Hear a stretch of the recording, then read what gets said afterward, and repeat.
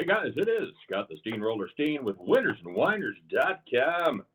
It's Monday. It's still the NFL. You know we got to play, so stay tuned. We'll get right to it. But before we do, all I ask is just you take one quick second of your day, smash that thumb, give us the like. You guys do a great job all the time, and I appreciate the effort. Keep it going for this one if you'd be so kind. Subscribe to the channel if you don't, if you haven't already. And, of course, check out winnersandwhiners.com. All your great game predictions and previews, 100% free. You're looking for premium plays? We got those too, baby. Just click on the Experts tab. You can scroll down. You can see who's hot, and you can see who's not. So there you go. All right, let's talk a little bit. First of all, let's talk about the last couple days, shall we? We had the Chiefs at home giving away the 4.5, and we did yesterday's video at halftime. Second half went pretty well as the defense absolutely clamped down and gave up nada, despite the Chiefs having trouble in the red zone scoring touchdowns. Harrison Butker did his thing, and the cold pretty much did the rest, along with the Chiefs defense. Made a miserable night for Tua and company. So that was a nice, easy win. What wasn't an easy win was the Rams +3, but we did get home. And it actually worked out perfectly. I love this Lions team. I really do. If I'm not rooting for the Chiefs, I'm going to be rooting for the Lions 100%. So it's actually the perfect outcome for me. Rams get the cover. Lions get the win. All is right with the world, and everybody is happy. On the other game, I had a premium play on, and I was torn. I like the under in both of these games. I'm not going to lie. We hung on to hit the under in the second one. The first one, not so lucky. Holy shit! You know what that reminded me of as they just absolutely browbeat the Cowboys. It reminded me of that Pittsburgh-Cleveland game a couple of seasons ago, where all of a sudden you blink and Pittsburgh is down 28-0 to the Browns, and you see the people in the crowd. You're like, what the fuck did that happen? Where did that come from? And I think that was exactly the same thing that we were looking at today, as all of a sudden the Dallas faithful, they're looking up and they're like, the Packers, are you shitting me? How did the Packers do this? And and they did it. And then of course they get the big lead, and this was a game. 7-0 at the end of the first quarter. And now, granted, Dak had just thrown his one of, 40, 45 interceptions that he threw in that game. They're at the 20-yard line, so I knew they were going to get some points there. But it's 7-0 at the end of the first quarter.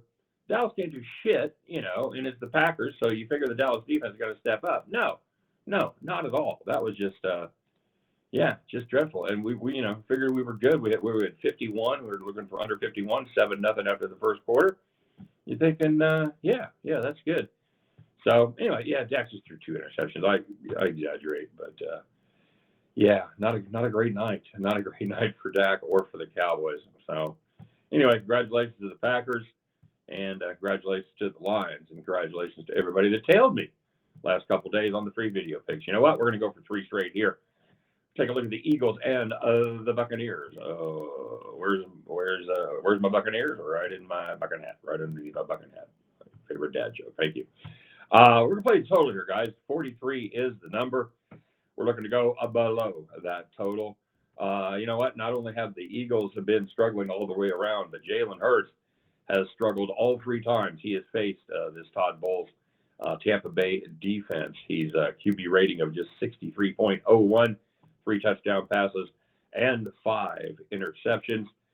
They've also done a good job at limiting him in his ground game, 44 yards or less each game, averaging just 3.96 yards per run. And this is a Tampa Bay defense, for all their faults. They're good at home. They are absolutely outstanding at home. They allow just to tick over 17 points per game, and they hold their opponents to the 4th fewest yards per play in the league. They have great red zone defense, number 3 in the league, giving up a touchdown on just 42.6% of their red zone trips. Now, as far as the Tampa Bay offense goes, what can you say? Well, they're terrible. It's not a great unit. It's Baker. It's Mike Evans. And that's really, obviously there's some other pieces, but that's about it. He's got sore ribs, does Baker. He has not played well over the last couple of weeks. They were shut out for 3 quarters against New Orleans, and then they went to Carolina, didn't score a touchdown at all, winning 9-0 in a game that Carolina probably played well enough to win, if you happen to see that game. And, God bless you if you did. You must be a fan of one of those 2 teams if you were watching that. On the other hand, Eagles, they're going to be without Brown as a wide receiver, and that is a huge loss because, frankly, the other receivers have not really stepped up all that much.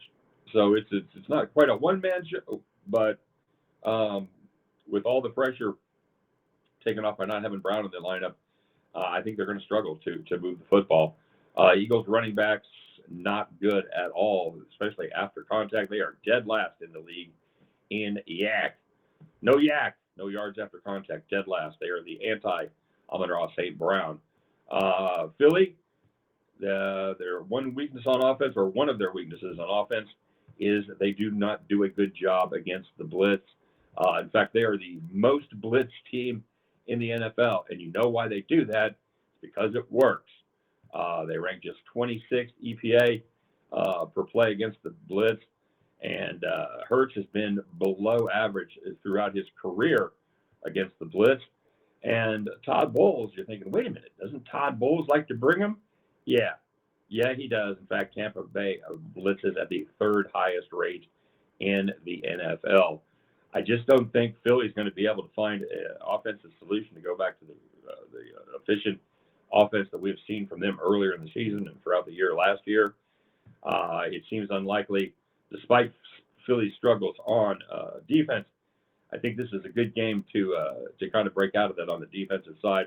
I don't think Tampa Bay is going to have much room. I anticipate kind of a dogfight here, kind of a hand-to-hand slog in the mud. Because why is there going to be mud? It's going to be raining like a motherfucker out there, as they are expecting rain throughout the game. Now, we talked yesterday, rain is not necessarily the deciding factor when you're trying to look at a total. There won't be a ton of wind. However, rain rarely helps. Sometimes you will see teams that are good at passing the ball will be able to complete passes.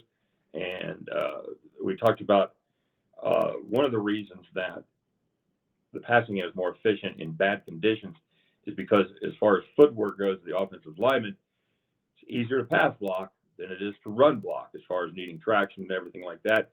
You don't have as many cuts. You're simply backing up, trying not to open up your hips too early, as opposed to pulling, moving, doing all kinds of things that you have to do in the run game. So that's why sometimes when you see terrible conditions and you see high scores, that's the reason. I don't like the potential of either one of these teams to put a lot of points on the board, and that's why we are going to play the under 43. So get yourself down on the Philadelphia Eagles, Tampa Bay Buccaneers under 43. At the end of that one, you know what you do. You know what you do. Come with me, man. Come with me. We will pick up our winning tickets, and we will head to the window. All right, you guys have a great day. As always, thanks for watching.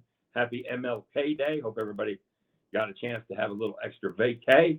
Hope you're staying warm and going to enjoy a little surprise doubleheader of football. How about that? At least as of this recording, there's been rumors that I've seen on Twitter and stuff that they're thinking about bumping the Pittsburgh game to Tuesday. We'll see if that happens. I know they really don't want to put anybody on that short of a week, so we'll see what happens with that one. But at least we got one. That's why I'm doing this one.